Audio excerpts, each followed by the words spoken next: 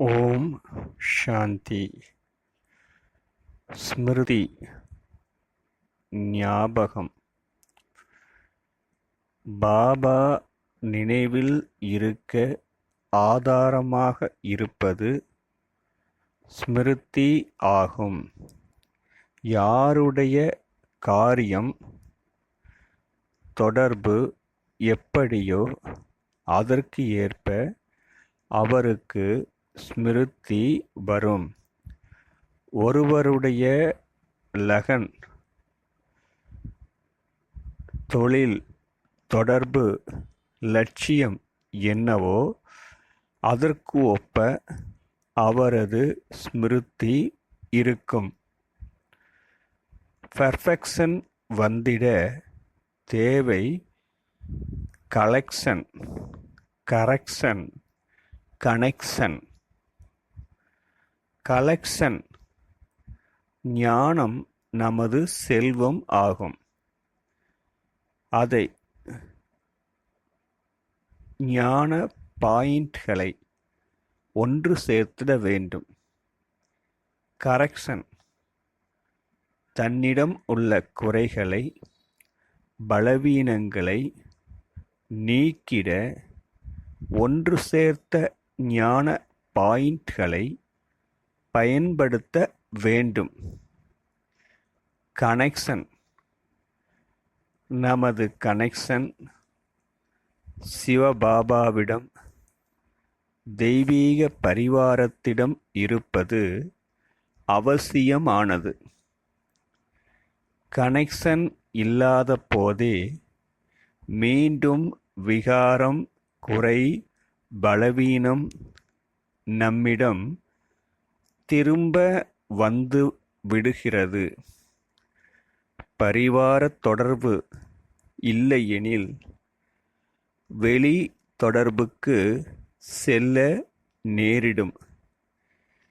வெளி தொடர்பு காரணமாக வீணான விஷயத்தில் சமயத்தை இழக்க நேரிடும். மீண்டும் மாயா நம்மிடம் குடிகொண்டு விடும். பிறகு அந்த ஸ்மிருதியே திரும்ப திரும்ப வரும். தெய்வீக பரிவார தொடர்பில் வந்துவிட்டால் சங்கட்டன் பலம் கிடைத்துவிடும். துக்கம் வந்திட காரணமாக இருப்பது மறதி ஆகும். ஞானத்தை மறக்கும்போதே வீண் விஷயங்கள் ஸ்மிருதியில் வருகிறது. யார் எவ்வளவு சம்பூர்ண நிலைக்கு நெருங்கி வருகிறார்களோ அவசியமான விஷயங்களை அவர்கள் மறக்க மாட்டார்கள். ஓம் சாந்தி. ஸ்மிருதி தொடர்ச்சி. மறப்பதால் மாயா நமது நிர்ணய சக்தியினை, ஞானத்தை, அசைபோடும் சக்தியினை இழக்க வைத்துவிடும். நாம் மாயாவிடம் இருந்து எவ்வளவு விலகி செல்கிறோமோ அவ்வளவு மறதி நம்மை விட்டு விலகி சென்றிடும். ஸ்மிருதியில் நிலையாகி விடலாம். ஸ்மிருதிதான் நம்மை சக்திசாலி ஆக்குகிறது. நமது ஸ்மிருதி எதுவோ அதில் நாம் ஏகாக்கிரதா ஆகிவிட வேண்டும். ஆத்மா பேட்டரியை சார்ஜ் செய்வதே ஸ்மிருதிதான். ஒரு பாபாவின் ஸ்மிருதியே வரவேண்டும். நான் ஜோதிர் விந்து ஆத்மா, சிவ பாபாவின் குழந்தை. நான் எங்கிருந்து வந்துள்ளேன், எனது லட்சியம் என்ன, இந்த ஸ்மிருதியே இருந்திட வேண்டும். எலும்பும் சதையால் ஆன உடல் நான் அல்ல. எனது கர்ம கணக்கு வழக்கு முடிவுக்கு வரும் நேரம் வந்துவிட்டது. சிறிது காலத்திற்காக நான் விருந்தாளி ஆகி இந்த உலகிற்கு வந்து இருக்கிறேன். இந்த உலகில் உள்ள எல்லாமே அழியக்கூடியது. நான் வழிப்போக்கன். நாம் எங்கு செல்ல வேண்டும்? நமது லட்சியம் என்ன? இந்த ஸ்மிருதியில் ஏகாக்கிரதா ஆகிவிட வேண்டும். ஸ்மிருதி ஒரு சக்தியாகும். நினைவில் வைத்து கொள்வது கூட ஆத்மாவின் ஒரு சக்தியாகும். யோகாவிற்கு இன்னொரு பெயர் ஈஸ்வரிய ஸ்மிருதி என கூறலாம். நமது ஸ்மிருதி சக்திசாலியாக இல்லாவிட்டால் நமது யோகம் தடைபட்டு விடும். ஆத்மா பரமாத்மாவின் ஸ்மிருதியை சக்திசாலியாக ஆக்கும்போதே யோகம் நன்றாக இருக்கும். சிவபாபா பிந்து ரூபமாக இருக்கிறார். பரந்தாம நிவாசியாக இருக்கிறார். இந்த ஸ்மிருதியில் தெளிவாக இருக்க வேண்டும். ஏதாவது ஸ்மிருதியில் இல்லாதவர் இந்த உலகில் ஒருவர் கூட இல்லை. கனவில் கூட அநேகவித ஸ்மிருதி வருகிறது. இந்த அநேகவித ஸ்மிருதியினை போக்கிட பாபா நமக்கு சிரேஷ்ட நேர்மறை ஸ்மிருதியினை தந்துள்ளார். பாபா தந்துள்ள ஸ்மிருதியில் இருப்பதே யோகம் ஆகும்.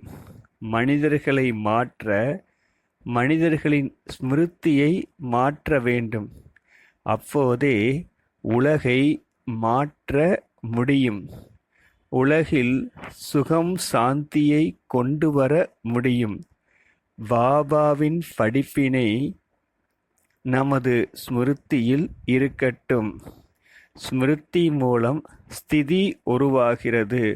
ஸ்திதி மூலம் நமது சமஸ்காரம் மாறுகிறது. சமஸ்காரத்திற்கு ஏற்ப நமது கர்மம் அமைகிறது. லகனில் மகனம் ஆவதே யோகம் ஆகும். மகனம் ஆவதில் ஏகாக்கிரதா வருகிறது. லகன் என்பதன் பொருள் பியார் ஆகும். எங்கு பியார் இருக்கிறதோ அங்கு சம்பந்தம் கட்டாயம் இருக்கும். சம்பந்தம் இல்லாமல் யாருக்கும் யார் மீதும் அன்பு வராது. லகன் எனில் சாதாரண அன்பு அல்ல, சக்திசாலியான அன்பு ஆகும். லகனில் மகனம் ஆகும்போதே யோகம் அக்கினி ஆகிறது. அந்த அக்கினியே சமஸ்காரத்தை மாற்றக்கூடியது ஆகும். சமஸ்காரத்தை மாற்றுவதற்காக பாபா நமக்கு சக்திசாலி ஸ்மிருதியை தந்துள்ளார். சிரேஷ்ட ஸ்மிருதி மூலம் ஸ்திதி மாறிவிடும். ஸ்திதி மாறுவதால் பார்வை, உள் உணர்வு மாறிவிடும். ஒவ்வொரு மனிதரின் பார்வை, உள் உணர்வு மாறும் போதே உலகம் மாறும். பார்வை, உள் உணர்வு, சமஸ்காரம் இவற்றை மாற்றிட பாபா நமக்கு ஸ்மிருதி என்ற ஆயுதத்தை தந்துள்ளார். ஸ்மிருதி மூலம் மனிதன் தேவதை ஆகிறான். நாம் கர்மம் செய்யும் போதும் யோகாவில் இருந்திட நம் ஸ்மிருதிக்கு புத்துணர்வு தந்திட வேண்டும். ஏகாந்தத்தில் அமர்ந்து இந்த ஸ்மிருதியில் இருந்திட வேண்டும். அதாவது நான் ஆத்மா, ஜோதி சொரூபமாக இருக்கிறேன். நான் ஒளியும் சக்தியும் நிறைந்தவனாக இருக்கிறேன். நான் அனாதி அவிநாசியாக இருக்கிறேன். நான் சுத்தமாகவும் சாந்தமாகவும் இருக்கிறேன். இந்த அபியாசம் அடிக்கடி செய்வதால் நான் நிமித்தமாக பகவானுக்கு கருவியாக இருக்கிறேன் என்ற ஸ்மிருதி வரும்.